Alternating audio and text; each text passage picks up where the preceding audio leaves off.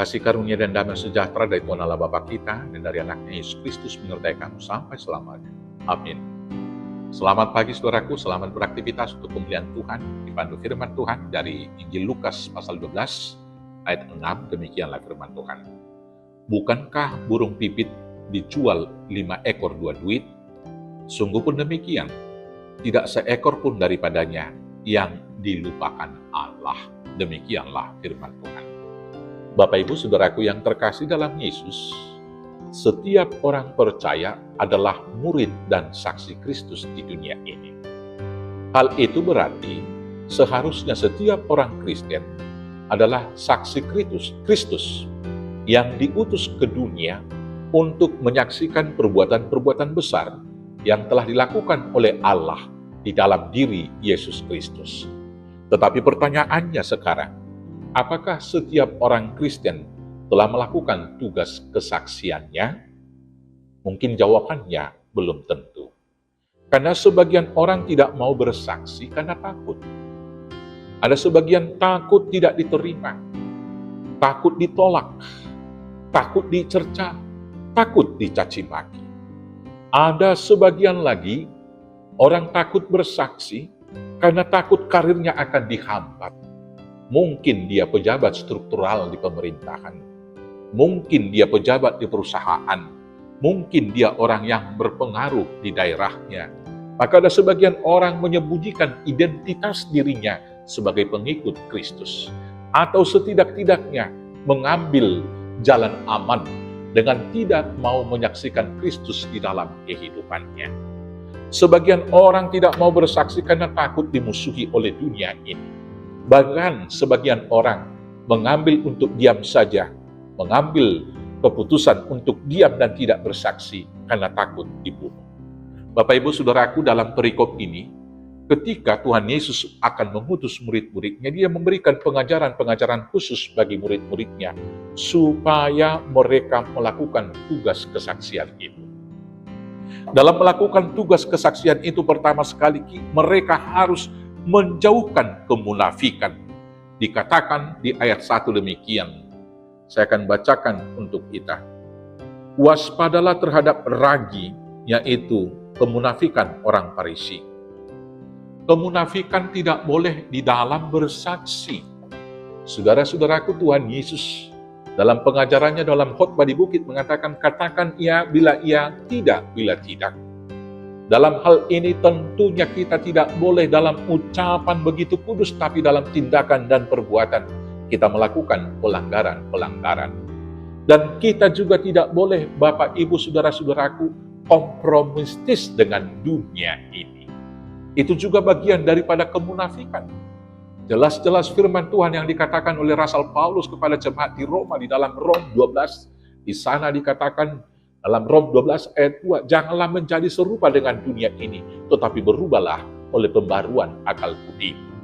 Tentu itu jelas penjabaran daripada khotbah Tuhan Yesus di bukit juga yang mengatakan, kamu adalah terang dunia, kamu adalah garam dunia.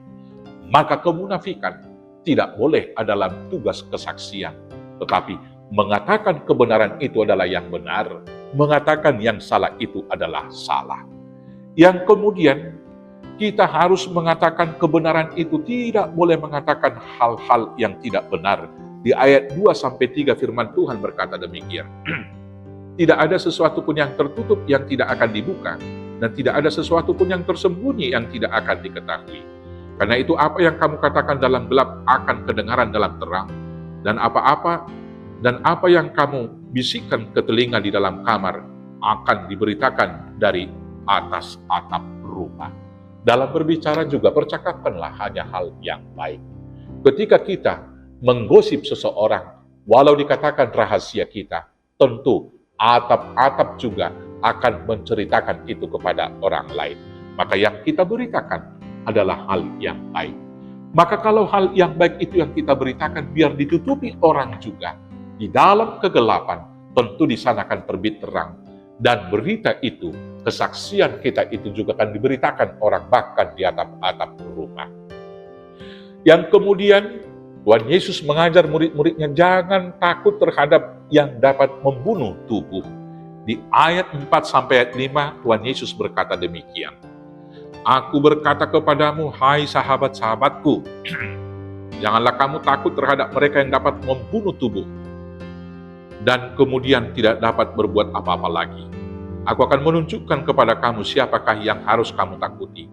Takutilah dia yang setelah membunuh mempunyai kuasa untuk melemparkan orang ke dalam neraka. Sesungguhnya aku berkata kepadamu, takutilah dia. Hanya Tuhan yang kita takuti. Kita harus lebih takut kepada Tuhan. Jangan ada di antara kita yang takut kepada pejabat dunia daripada kepada Tuhan. Jangan ada di antara kita yang lebih takut kepada orang kaya daripada kepada Tuhan. Sehingga karena ketakutan kepada orang kaya, karena ketakutan kepada pejabat dunia, karena ketakutan kepada penguasa-penguasa dunia, kita mau kompromistis dan kita mau membelokkan kebenaran firman Tuhan itu.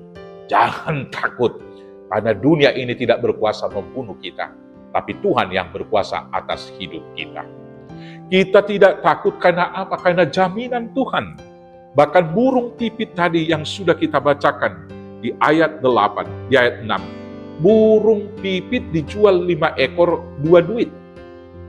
Sungguh pun demikian, tidak seekor pun daripadanya yang dilupakan Allah. Bila burung pipit yang dijual 5 ekor itu 2 duit tidak dilupakan Allah, kita lebih berharga lagi daripada Tuhan. Karena Tuhan mengetahui apapun yang terjadi bagi kita, bahkan rambut di kepala kita pun dihitung semuanya di ayat 7. Karena itu saudara-saudaraku yang terkasih, mari kita melakukan tugas kesaksian itu. Kenapa kita wajib melakukan itu? Di ayat 8 dan ayat 9 Tuhan Yesus mengatakan demikian. Setiap orang yang menyaksikan aku, menyaksikan Yesus di hadapan Tuhan, akan diakui oleh anak itu di hadapan Bapa nanti. Tetapi barang siapa yang menyangkal Tuhan Yesus di hadapan manusia, maka Bapa itu juga, anak Allah yaitu Yesus Kristus juga, tidak akan mengakuinya di hadapan Bapa. Saudara-saudaraku yang terkasih, kita adalah murid Kristus, kita adalah saksinya. Maka berangkatlah menyaksikannya dengan satu jaminan, Tuhan senantiasa menjaga kita. Jangan takut, bahkan rambut di kepala kita juga sudah dihitung. Maka apapun persoalan kita, Tuhan tahu, dan Tuhan menyertai kita. Selamat bersaksi, Tuhan Yesus memberkati. Amin. Terima kasih Bapa atas tugas panggilan yang Tuhan beri kepada kami. Berangkat bersaksi di dunia. Biarlah Roh Kudus menguasai hati akal pikiran kami, agar kami senantiasa berani untuk menyaksikan Tuhan. Sehingga kami juga diyakinkan bahwa Tuhan senantiasa menyertai dan memelihara kami, karena kami sangat berharga bagi Tuhan. Terima kasih Bapa. Mampukan kami melakukannya hanya dengan pertolongan Yesus Kristus Tuhan, Juru Selamat kami yang hidup. Amin. Selamat bersaksi, selamat beraktivitas, Tuhan Yesus memberkati. Horas, horas, horas.